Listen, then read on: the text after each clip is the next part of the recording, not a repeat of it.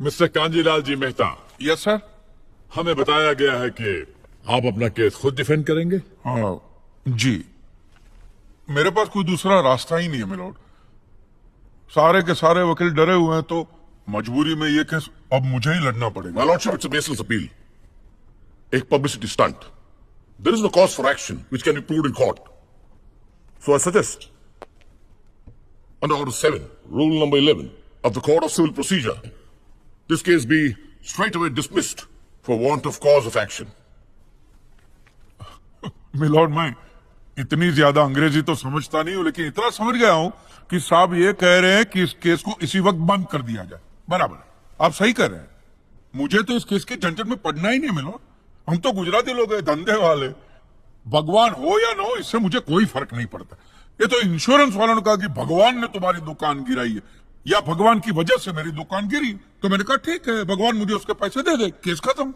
लेकिन भगवान तुम्हारी दुकान क्यों गिराएंगे?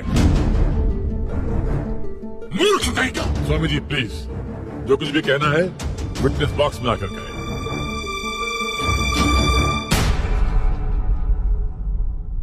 एतस्पातिकिं क्षम्यताम्, एतस्पातिकिं क्षम्यताम्। ईश्वर इसके पापों को क्षमा करे। भगवान तुम्हारी दुकान क्यों गिराएंगे? मैं भी तो वही कह रहा हूं, भगवान मेरी दुकान क्यों गिराएंगे? उनको तो बहुत और भी इंपॉर्टेंट काम होते होंगे।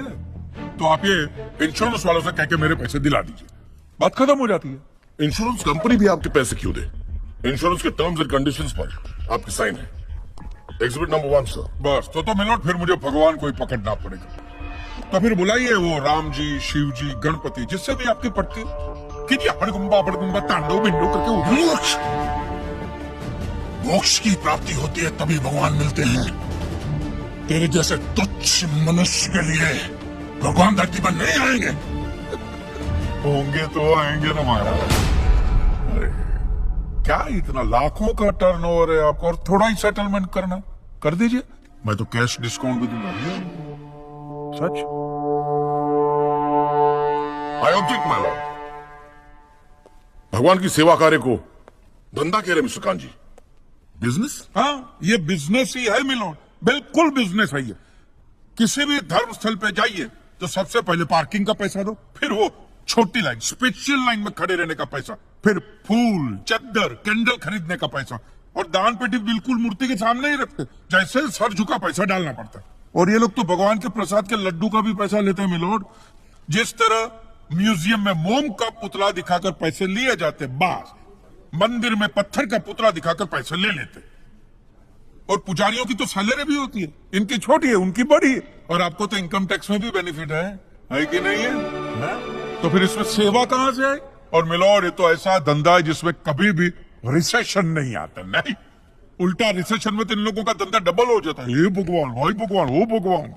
रिलैक्स। चलो मान लीजिए कि ये लोग धंधा करते हैं, फिर भी आपको पैसे क्यों दे? इंश्योरेंस में आप प्रीमियम भरते, इसलिए आप इंश्योरेंस से पैसे मांग सकते हैं। लेकिन मंदिर वाले आपको पैसा क्यों दे? क्योंकि मैंने इनके मंदिरों में भी प्रीमियम भरे हैं महाशय। What nonsense?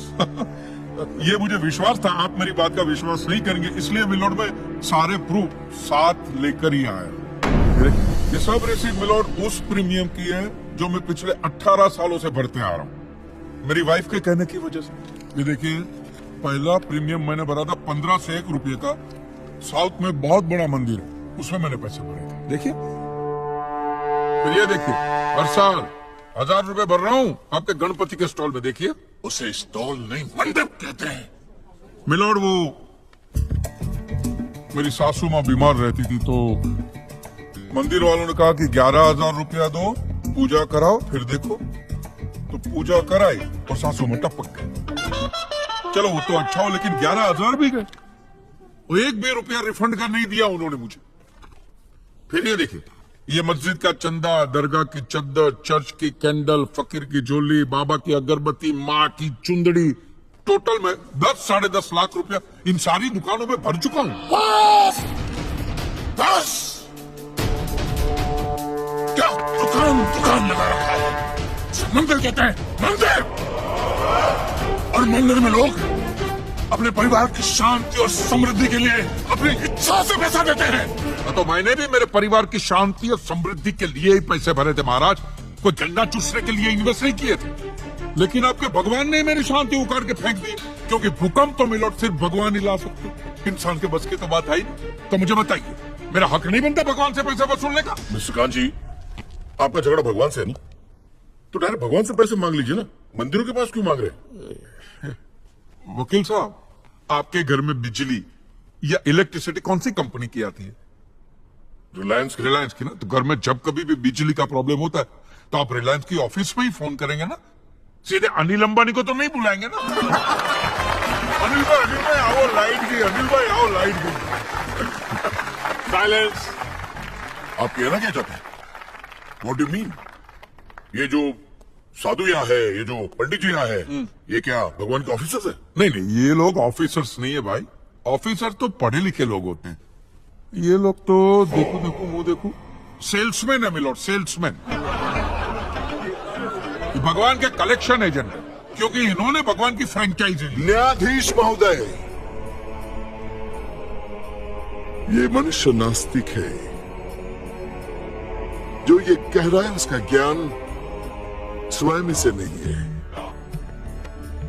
परंतु हम तो साधु हैं, इसे क्षमा कर देते हैं। लेकिन इस अधम पाप के लिए दुनिया इसे कभी माफ नहीं करेगी। तेरा घर से निकलना कठिन हो जाएगा अगर भगवान के विरुद्ध कुछ भी कहा तूने। मैया मोरी, ये आपको मेरी चिंता हो रही है कि मिलोड के सामने मुझे चेतावनी दे रही है? हमें जीव मात्र की चिंता है। तो फटाफट पैसे निकाले, बात खत्म कीजिए फिर। My Lord, this is enough. ये डोनेशन रिसीट्स है, जनरल सबमिशन। भगवान और मेरे क्लाइंट के बीच कोई एजेंसी एग्रीमेंट नहीं है। हाँ जी, बेतु की बात कर रहे हैं। इतनी छोटी सी बात के लिए भगवान पर केस नहीं हो सकता। छोटी बात मिलोड, ये छोटी बात नहीं है। वो दुकान मेरा सब कुछ है, मेरी रोजी रोटी, मेरे बीवी बच्चों का सहारा वो दुकान है। और एक एक रुपया जोड़ के दिन रात की मेहनत के बाद मैंने वो दुकान बनाई थी। आज वहां पे सिर्फ जमीन का टुकड़ा रह गया है, वो भी कोई लेने को तैयार नहीं है। ये मंदिर वाले कहते हैं श्रद्धा से दान दो, आपका कभी बुरा नहीं होगा। और इंश्योरेंस वाले कहते हैं टाइम पे प्रीमियम दो, बुरा हुआ तो हम आए ना। तो मैंने तो दान भी दिया है मिलोड, और प्रीमियम भी भरे, और आज दोनों के दोनों ने हाथ ऊपर कर लिए। मैं एक मामूली आदमी, मिडिल क्लास में, मेरा परिवार, मेरे बीवी बच्चे रास्ते पे आ जाएंगे। नहीं मिलोड, आपको मेरी बात इस अदालत में रखने का मुझे मौका देना ही चाहिए, और भारत का संविधान भी मुझे मेरी बात इस अदालत में रखने का हक देता है। प्लीज।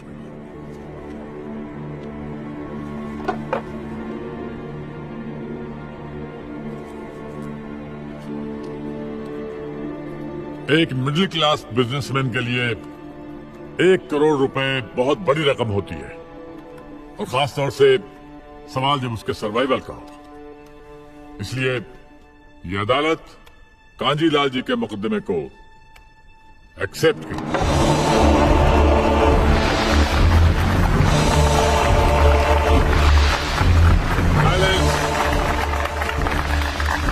और सारे एविडेंस और आर्गुमेंट्स को अच्छी तरह एग्जामिन करने के बाद ये फैसला देगी कि मिस्टर कांजीलाल को इनके पैसे मिलेंगे या नहीं। अगर मिलेंगे तो कौन देगा, इंश्योरेंस कंपनी या फिर मंदिर? Court is adjourned for a day.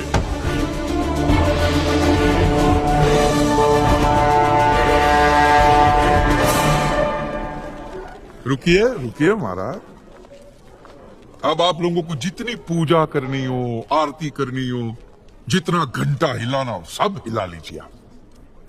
आपके भगवान ने मेरे अकेले की दुकान गिराई है ना, तो अब मैंने अकेले ने उसकी सारी दुकानों पे ताले नहीं लगवाए ना महाराज, तो मेरा नाम भी कांजी लालजी मेहता नहीं। और ये मेरी आप लोगों के लिए कोई चिंता फिंता नहीं, खुली नंगी चेतावनी। यस।